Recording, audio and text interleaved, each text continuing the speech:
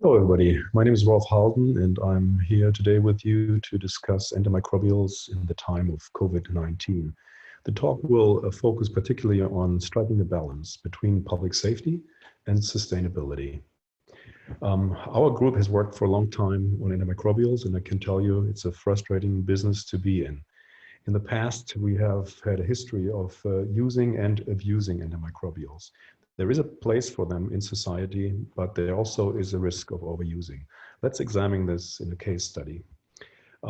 Back in the 1950s and 60s, humanity was in a habit to produce what's known as polyhalogenated organic chemicals.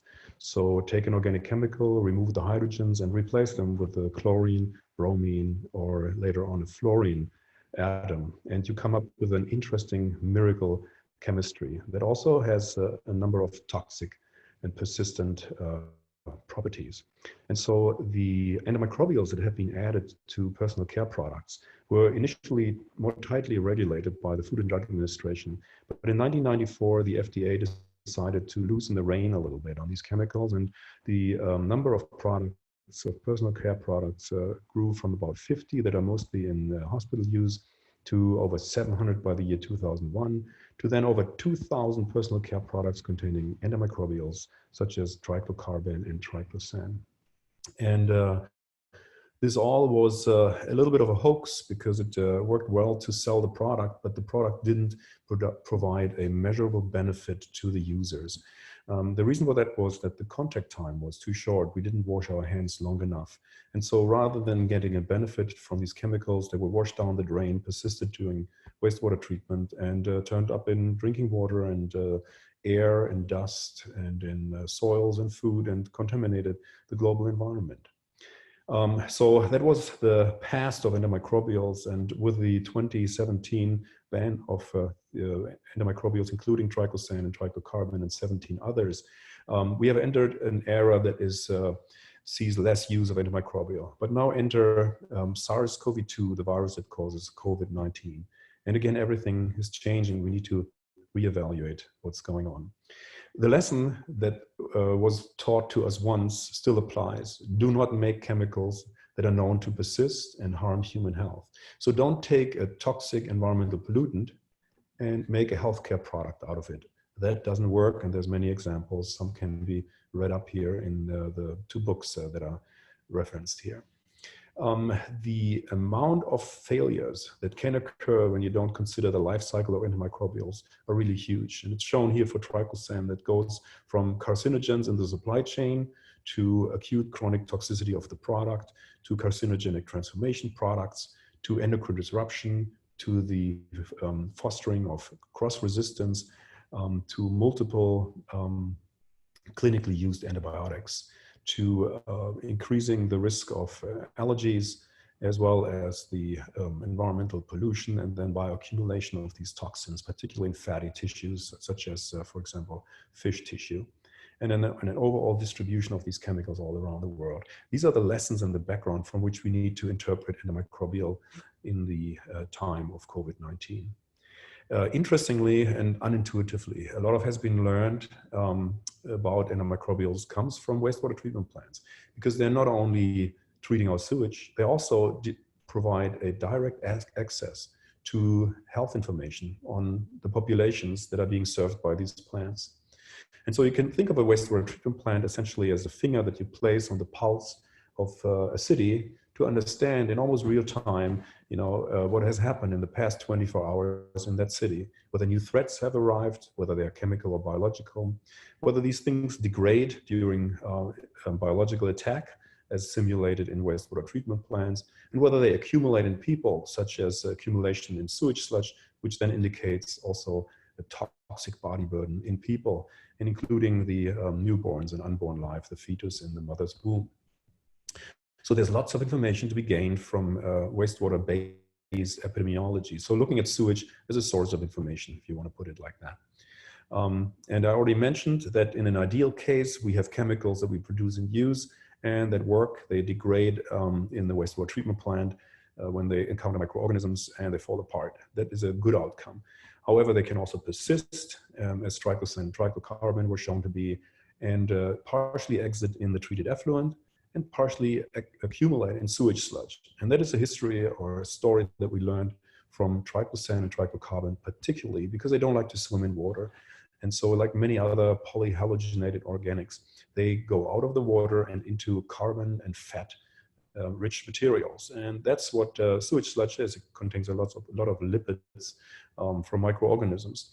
That has resulted in a persistence of these chemicals during treatment. They're transferred into sewage sludge, and the ultimate application of sewage sludge on American soils, leading to an introduction of almost 500,000 pounds per year of these endocrine disruptors and precursors of carcinogens to the soil environment where we grow our food. So clearly we don't want to do that again. So we don't want to use a chemical work, add it to a product that gets advertised for a purpose for which it doesn't perform. The chemical then becomes part of our wastewater. It doesn't degrade during biological treatment, accumulates in sludge, and the sludge then is applied on land where it causes widespread pollution, as well as an opportunity to pollute our food supply.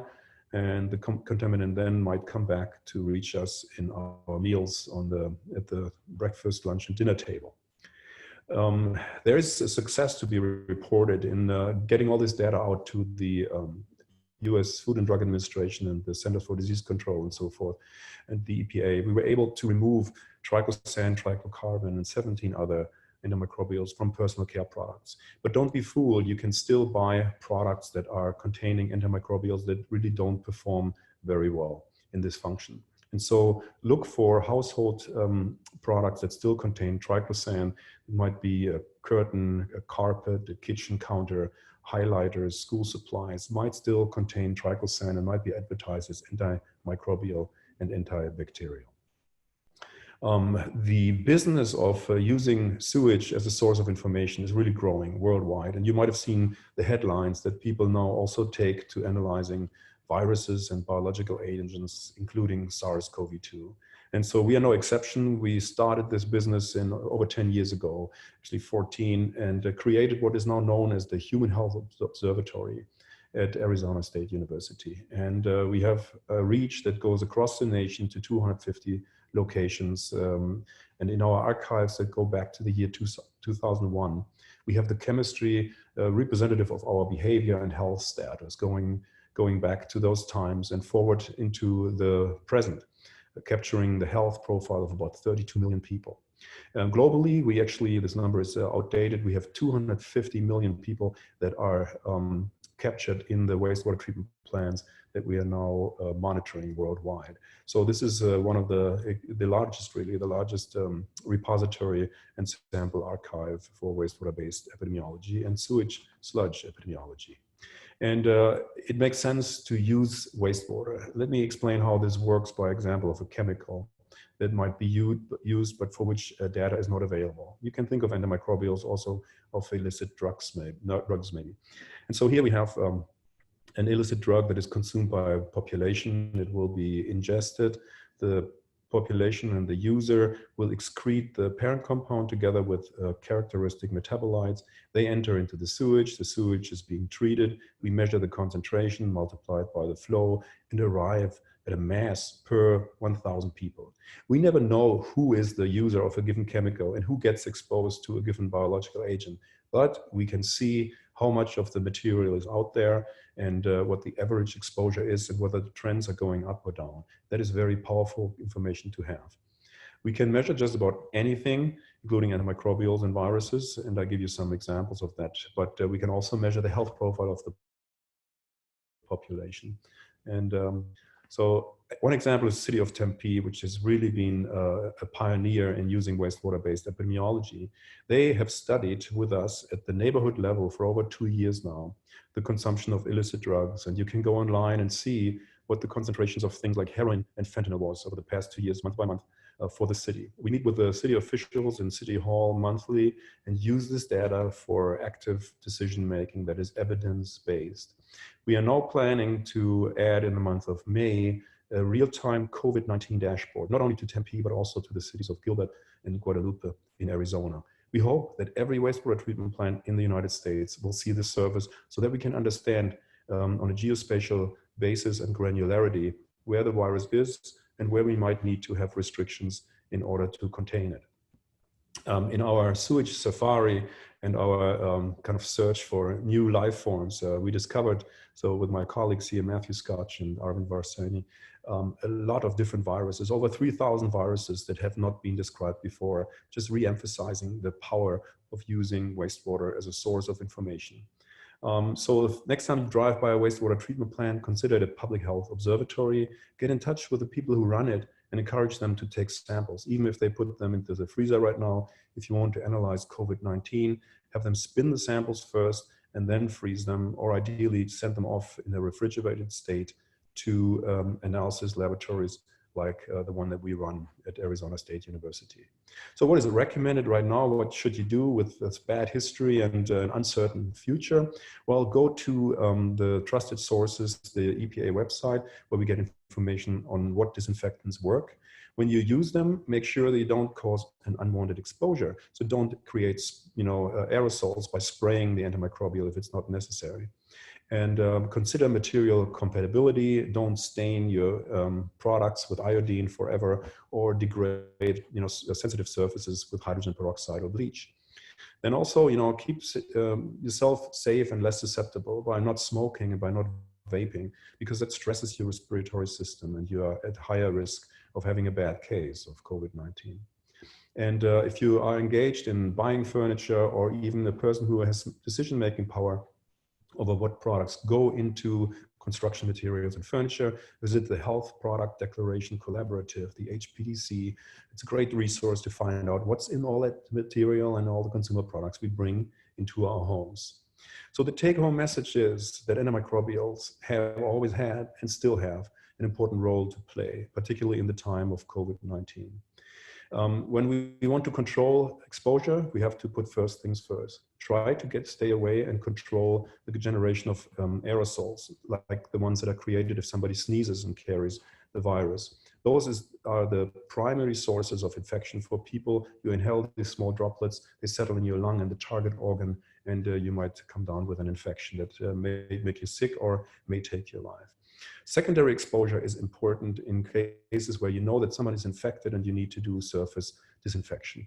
And go ahead and use products, use the ones that are not only good for killing the virus, but that are also compatible with you and with the global environment. And please don't flush any wipes down the sewer, because that can lead to cloggage and clogging of the sewer pipes and a backlog of sewage. And then you have potentially the virus and a lot of other things that are quite unpleasant and smelly in your home or the homes of your community. We have learned through amazing research that has been conducted in a lot of laboratories, including mine here at Arizona State University, that wastewater-based epidemiology really holds the answers for a lot of questions that we need to answer in public health and in managing epidemics, whether it's the opioid epidemic or COVID-19. It is fast, it is cheap, and it gives you robust data on what is there. And we always say the sewage doesn't lie. As you might appreciate, we don't know everything yet. And so the information you hear from me and others today and in the future is always just as good as our state of knowledge. We know that antimicrobials are important, and we're learning still more every day about the virus and antimicrobials and which ones to use. Go to the trusted resources like the CDC and the World Health Organization to get your information. So first things first, be safe. And while you do so, consider when you make decisions, not only yourself, but also your family members, the people you have contact with whose name you know, and the people whose name you don't know yet, but who might be your future friend if you give them a chance to live. This includes the newborns, which are susceptible to a lot of chemical risks, and particularly the elderly that are very susceptible to bad outcomes of infections with SARS-CoV-2. I'd like to thank the sponsors and the many people that have contributed to gaining knowledge in my research team about environmental contamination, about infectious diseases, and what we should do in order to deploy wastewater-based epidemiology to keep you and me and everybody else on this planet safe. There are opportunities to send samples in. I explained what the process is. If you have questions, contact me or contact, if you belong to a community that has limited resources, contact One Water, One Health, a nonprofit company. Or if you are belonging to a large company, contact Aquavidas. It's an ASU startup company. All these entities can help you with measuring COVID-19 and other health hazards that might be putting you or the workforce at risk and the general public. And with this, I'd like to close. Here are some links to additional resources, short videos that are shorter and maybe more entertaining than what you observed right now. And I look very much forward to having a discussion with you. Thank you.